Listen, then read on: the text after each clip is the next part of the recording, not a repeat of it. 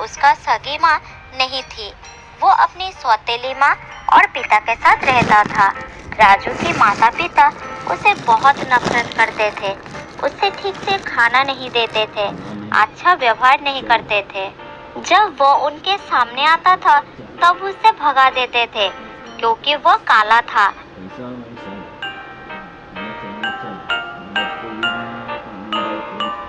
एक दिन राजू की सौतेली माँ उसे पास बुलाया। इधर राजू अपनी माँ की पुकार सुनकर दौड़ते हुए घर के अंदर गया।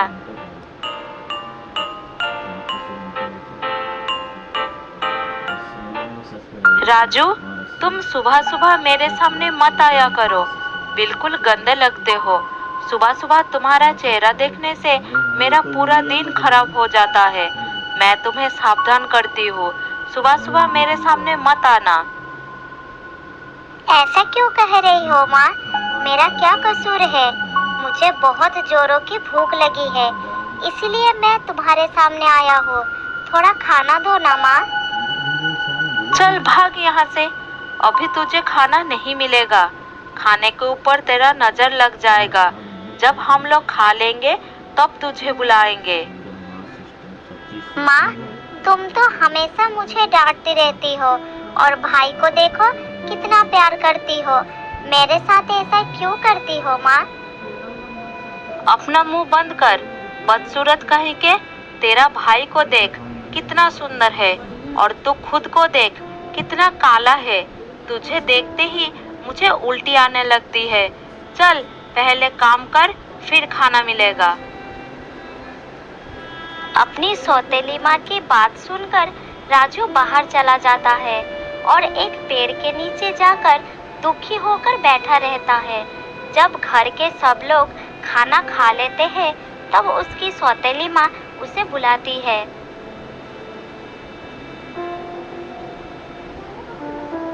अरे ए राजू, इधर आ। बहुत काम किया है तूने, कुछ खाना खा ले, उसके बाद सारे घर के साफ सफाई कर देना। ठीक है माँ, खाने के बाद मैं घर की सारी काम कर दूंगा। तुम बिल्कुल चिंता मत करना माँ। ऐसा कहकर राजू जब खाना शुरू करता है तब उसे बासी खाना दिखाई देता है। ये क्या माँ? सब तो बासी खाना है। मैं अगर इसे खाऊंगा तो बीमार पड़ जाऊंगा।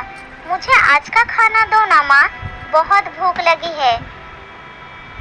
ज्यादा चपड़ चपड़ मत कर, तुझे खाना है तो खा, नहीं तो भूखा मर। मुझे क्या? और सुन, ये बर्तन साफ कर लेना, मुझे और भी काम है, समझे?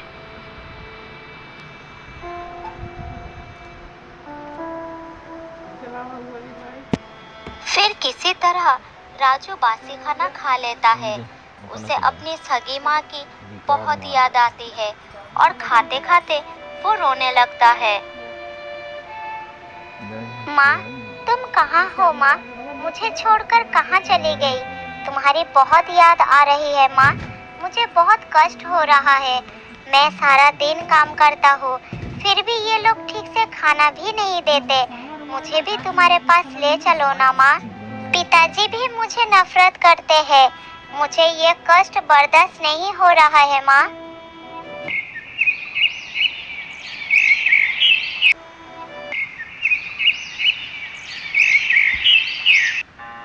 ऐसा ही कुछ दिन बीत जाता है। एक दिन राजू के पिताजी घर के बाहर बैठे थे और उसकी माँ पास नहीं थी।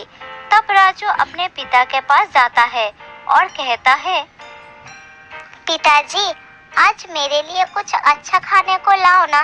माँ मुझे रोज रोज बासी खाना खिलाती है और खाने के बाद मुझे बहुत तकलीफ होता है। आज थोड़ा सा अच्छा खाना ला के दो ना पिताजी। अरे यार, मैंने सुबह सुबह किसका मुंह देख लिया। अब मेरा पूरा दिन खराब हो जाएगा। अरे भगवान, सुनती हो? इधर आओ और इसे मेरे सामने से हटाओ। कहाँ हो तुम? जल्दी आओ। राजू के ऊपर उसके पिताजी बहुत गुस्सा हो जाते हैं। तब उसकी सौतेली माँ उनके पास आती है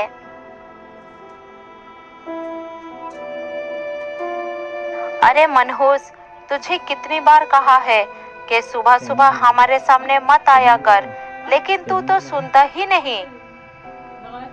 राजू अपने पिता और माँ की ऐसी बात सुनकर आश्चर्य हो जाता है कि एक सगे बाप अपने बच्चे से नफरत कैसे कर सकता है। फिर वो रोते रोते कहता है, मैं अगर इतना ही बुरा हूँ तो मैं ये घर छोड़कर चला जाता हूँ, आपसे कहीं दूर, हमेशा के लिए, और कभी वापस नहीं आऊंगा। हाँ हाँ, चला जा। तेरे जाने से यहाँ किसी को फर्क नहीं पड़ेगा। कम से कम तेरा मुंह देखने से छुटकारा तो मिलेगा। चल भाग यहाँ से। माँ, मैं भी तुम्हारा ही बेटा हूँ। तुम माँ होकर भी ऐसी बात कैसे कर सकती हो? देखना, एक दिन इसी बेटे पर तुम्हें गर्व होगा। चलता हूँ मैं, पिताजी, मैं चलता हूँ और कभी वापस नहीं आऊंगा। और ऐसा कहकर राजू सच में घर छोड़कर चला जाता है। चलते चलते राजू पास के एक जंगल में पहुंचता है। थोड़ी दूर जाकर एक पेड़ के नीचे बैठ जाता है और कहता है, अच्छा होता अगर मैं मर ही जाता। मेरे माँ बाप मुझसे प्यार भी नहीं करते, जी के भी मेरा क्या फायदा। इस दुनिया में मेरा और कोई नहीं रहा। भगवान जाने आगे मेरा क्या होगा। मैं तो अब घर वापस नहीं जाऊंगा, यही रहूंगा। ये सब कहते कहते वो रोने लगता है।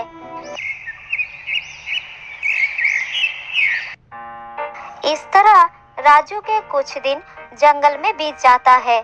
वो जंगल से खाना ढूंढ के खाता है और रात को इसी पेड़ के नीचे शरण लेता है। इस तरह उसका दिन अच्छा बीत रहा था। एक दिन राजू का भाई चलते चलते इसी जंगल में आ जाता है। चलते चलते वो घने जंगल में पहुंच जाता है। तब वो बहुत डर जाता है। इसी बीच आसमान काले बादलों से घिर जाता है और दिन भर से सूखे बादलों पर बिजली गिरने लगती है।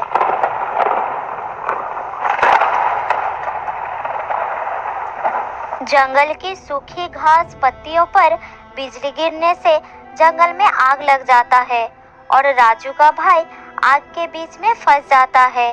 फिर वो डर के मारे चिल्लाने लगता है, बचाओ बचाओ मुझे, अरे कोई है, मैं आग के बीच में फंस गया हूँ, कोई बचाओ मुझे।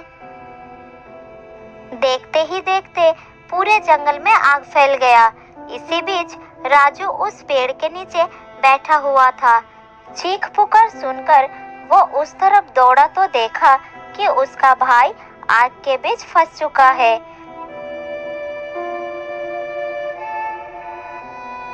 फिर वो बिना सोचे समझे आग में कूद जाता है और अपने भाई को धक्का देकर बाहर निकाल देता है।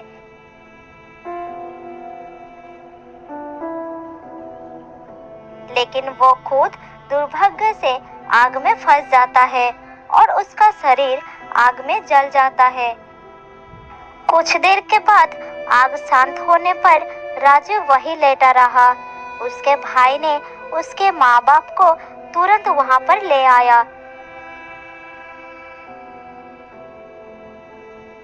जब सारी बात उनके समझ में आई तब उन्हें अपने कर्म पर बहुत पछतावा हुआ। बेटा, मुझे माफ कर दो। मैं ना जाने कितने अत्याचार तुम पर करती रही, लेकिन तुमने अपने भाई को बचाने के लिए खुद अपनी जान की बाजी लगा दी। तुम्हारे जैसा भाई और बेटा इस दुनिया में कभी नहीं हो सकते। हमें माफ कर दो बेटा। हे भगवान, मुझसे बहुत बड़ा पाप हो गई है। मुझे सजा दो भगवान। मैंने अपने बच्चे को हमेशा के लिए खो दिया। बेटा राजू, मुझे भी माफ कर दो। मैंने भी तुम्हारे साथ बहुत बुरा व्यवहार किया। मैंने तुम्हें कभी अपने बच्चे के रूप में स्वीकार नहीं किया। मुझे माफ कर दो राजू। मैं जानता हूँ मुझे तुम्हारे जैसा बेटा कभी नहीं मिलेगा। मुझे माफ कर दो राजू। राजू का भाई, पिता और माँ राजू के मृत शरीर के पास खड़े होकर रोते रहे। लेकिन राजू इस दुनिया से जा चुका था, हमेशा हमेशा के लिए। बहुत साल पहले की बात है। किसी जंगल में दो खरगोश रहा करते थे। दोनों बहुत अच्छे दोस्त भी थे।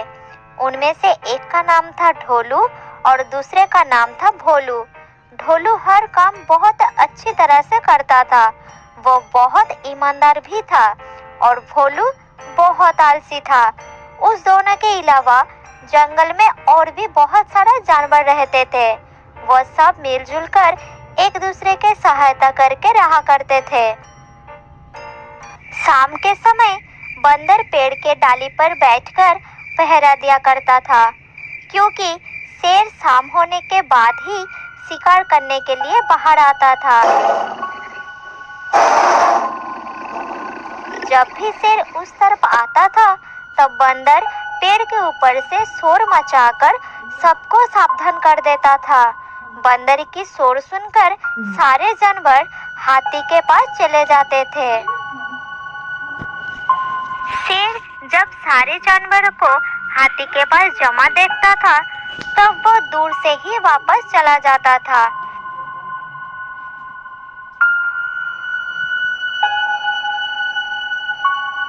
इस तरह सब मिलजुल कर एक दूसरे की हिफाजत करते थे। इसी तरह दिन गुजर रहा था।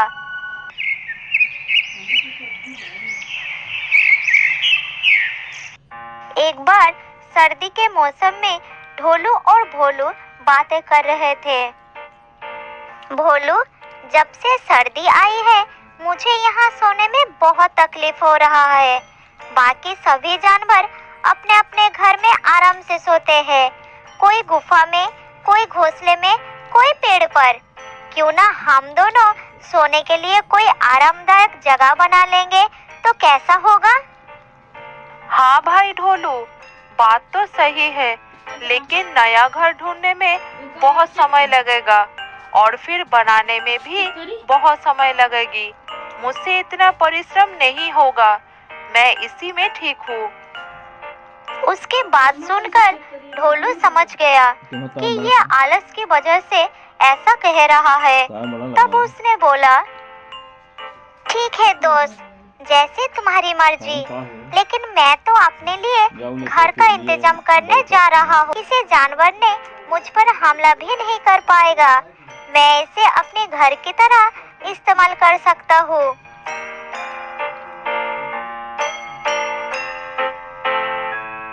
फिर ढोलू खुश होकर भोलू के पास गया और उसे बुलाकर लाया, अपना घर भी दिखाया। दोस्त ढोलू, तुमको तो बहुत अच्छा घर मिल गया, लेकिन इसमें सिर्फ एक ही रह सकता है, क्योंकि ये जगह बहुत छोटा है।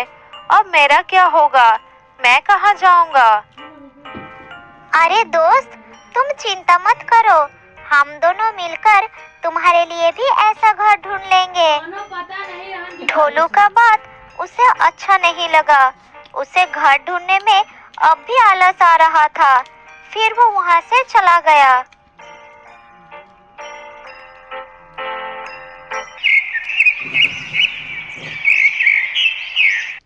अगले दिन उसने एक चाल चली। वो दौड़ते दौड़ते जोर जोर से चिल्लाने लगी कि शेर उसके इलाके में घूम रहा है और एक जानवर को शिकार बना चुका है। उसका ये शोर सुनकर हाथी के साथ ढोलू भी वहां पर पहुंचे। फिर हाथी उसे कहता है, अरे ऐसा कैसे हो सकता है? शेर तो शाम के वक्त ही शिकार करने आता है। तुमने किसी और जानवर को तो शेर नहीं समझ लिया? नहीं, मैं सच कह रहा हूँ, वो शेर ही था। मैं किसी और जानवर को नहीं देखा। मेरा यकीन मानो, जल्दी सावधान हो जाओ। अगर इस समय बंदर मौजूद होता तो हम अभी उससे ठीक से दिखवाते कि सच में कोई शेर आया है या सिर्फ तुम्हारा वहम है। ये सुनकर भोलू बहाना बनाते हुए बोला, अरे यही तो अफसोस की बात है कि शेर ने जिस जानवर को मुंह में दबा कर घूम रहा है वो हमारा प्यारा दोस्त बंदर ही है और वो कभी वापस नहीं आएगा। ये सुनकर सभी जानवरों को बहुत दुख हुआ। थोड़ा संभल कर हाथी ने कहा, अगर उसने सच में बंदर का शिकार कर लिया है तो शेर के आने के खबर देने वाला अब यहाँ कोई नहीं है। अब हमारे लिए यहाँ रुकना खतरे से खाली नहीं है। हाथी की बात सुनकर सभी जानवरों ने वहाँ से जाने का फैसला किया और ढोलू भोलू भी उनके साथ वहाँ से निकल गए। जाते जाते शाम हो गई। सभी अपने अपने सही जगह देखकर ठहर गए और ढोलू भी पेड़ के नीचे बैठ गया। तब भोलू उससे बोला, ढोलू, तुमको तो यहाँ घास के ऊपर आराम से नींद आ जाएगा। अब मैं भी कहीं जगह देखकर सोने जा रहा हूँ। कल सुबह तुम कहीं जाना नहीं, मैं यहीं आकर तुमसे मिलूंगा। ठीक है भोलू, थोड़ा संभल कर जाना, यहाँ खतरा है।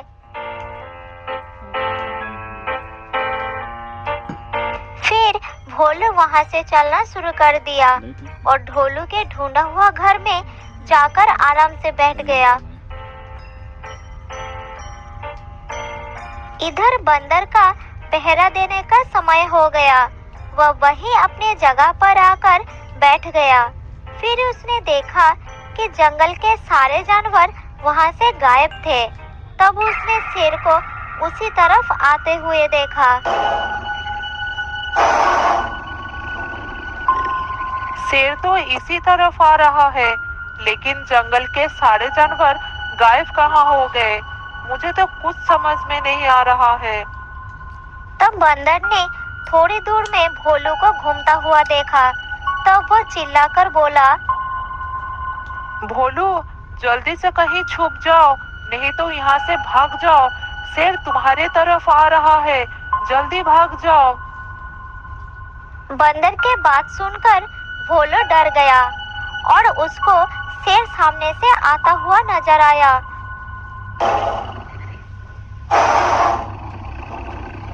अचानक शेर उसके सामने आ गया।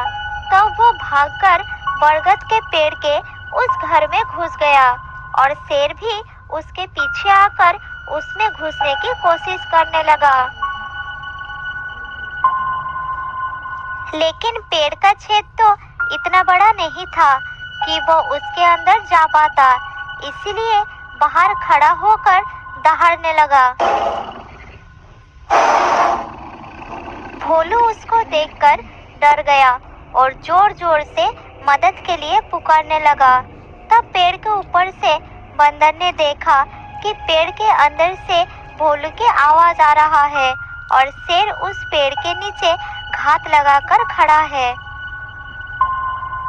तब उसने देर नहीं की, पेड़ से उतरकर बाकी जानवरों को ढूंढने निकल पड़ा। इधर शेर पेड़ के नीचे घर के बिल्कुल सामने वैसे ही बैठा हुआ था। कुछ देर बाद जमीन में अजीब सा धमधम आवाज होने लगी। अंदर से भोलू समझ गया कि धरती हाथी के दौड़ने की वजह से हिल रहा है। बाहर शेर ने पीछे मुड़कर देखा कि हाथी कई जानवरों के साथ उसकी तरफ भागा आ रहा है। हाथी ने पास पहुंचकर शेर को एक टक्कर मारी, जिससे वो दूर जाकर गिरा। फिर सभी जानवरों को एक साथ देखकर शेर वापस अपने इलाके के तरफ भाग गया। थोड़ी देर बाद भोलू घर के बाहर आया और फिर ढोलू समेत सब जानवर उससे गुस्से भरी नजर से देखने लगे। तब ढोलू ने बोला, क्या अब तुम बताओगे कि तुमने झूठ बोलकर सबको यहाँ से जाने पर मजबूर क्यों किया था? तुम्हारे इस झूठ की वजह से हम सबकी जान भी जा सकते थे। तुमने ऐसा गंदा हरकत क्यों किया? ढोलू की गुस्से भरी बात सुनकर भोलू ने उन सबको सब कुछ बता दिया और फिर रोते रोते सबसे माफी भी मांगा। अगर तुम सब सही समय पर नहीं आते तो वो शेर मेरी आखिरी सांस तक यहाँ बैठा रहता और इस घर के अंदर ही मेरी मौत हो जाती। मैं वादा करता हूँ कि आज के बाद कभी आलस नहीं करूँगा और ना ही कभी अपने फायदे के लिए झूठ बोलूँगा। मैं तुम लोगों के सामने हाथ जोड़कर माफी चाहता हूँ। माफ कर दो मुझे, फिर ऐसा कभी नहीं होगा। ठीक है भोलू, अगर तुम आलस को छोड़कर मेहनत करने का वादा करते हो तो हम तुमको माफ करते हैं। ये घर तुम्हारा ही है दोस्त ढोलू, अब से तुम ही इसमें रहना और मैं अपने लिए अपनी मेहनत से ऐसा ही घर बनाऊंगा। इतना सुनकर बाकी सब जानवर बहुत खुश हो